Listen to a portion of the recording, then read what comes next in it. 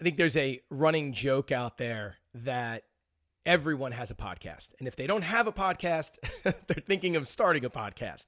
And what's funny is, and what's interesting is that I run into a lot of people, and people who probably should have a podcast and you would expect to have a podcast, who are hesitant to actually start a show and even intimidated to start a show. And I'm talking about people like corporate leaders, academics, authors, thought leaders in their respective fields, even celebrities and athletes. And there's a whole list of reasons why they're hesitant, but I think, or even intimidated. Things like they might feel like they don't have the right concept. They don't have something that's going to really resonate and get people to listen. And they're afraid of, well, what are my numbers going to be? Am I going to actually have a big audience? All those kind of things. They might be afraid of the time commitment, or just hesitant to do it because they think it's going to take up a lot of time. They might say, well, I don't know, how am I going to get guests? I might not have all the right contacts. They might feel like they're not techie and I don't know how to use all this equipment that I'm going to need. The reasons go on and on. It might be one of those things. It might be it might be a combination of them. But here's what's interesting. I've been in this podcast world now for a handful of years, and I do a lot of podcasts primarily for corporations, where I do internal podcasts for internal comms and HR and marketing and learning and development teams, as well as public podcasts. And one thing that I hear over and over from corporate leaders is that I was able to make them comfortable podcasting. I kind of have this knack for for making people comfortable and enjoying the process and actually getting them over that hump where they might be hesitating and kind of hitting the record button on a podcast.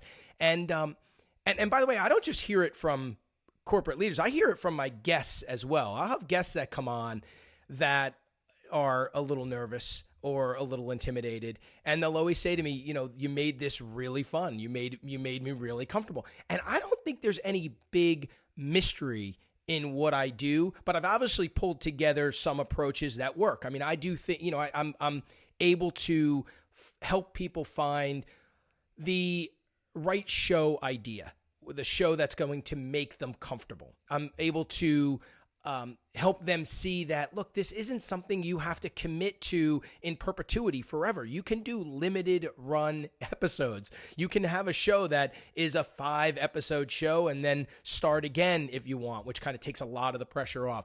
I show them how to do things from a production standpoint, whether it be the right equipment, editing, all those kind of things. I give them tools. I show them tools that they can use that make the process just a heck of a lot easier. It makes them more comfortable in the way of prepping themselves, as well as even prepping their guests. So I've obviously found this. I might even co-host with them. There's different recommendations and things that I do. So with that said, this is my pitch to all of you. If you are thinking about starting a podcast, but you're hesitant or you're intimidated, or maybe you're at a company and you're trying to encourage one of your leaders to start a podcast, but they're hesitant and they're giving you some pushback, get in touch with me. I am more than willing, whether we work together or not, I could care less. I am more than willing to take you through some of the things that I do, which obviously work. I mean, they are they're proven. They help people. Like I said, they get them over that hump. They get them to that point where they'll turn on the mic and hit that record button. So if you need help with that and you kind of need that little push and you want some tools and strategies and approaches, get in touch.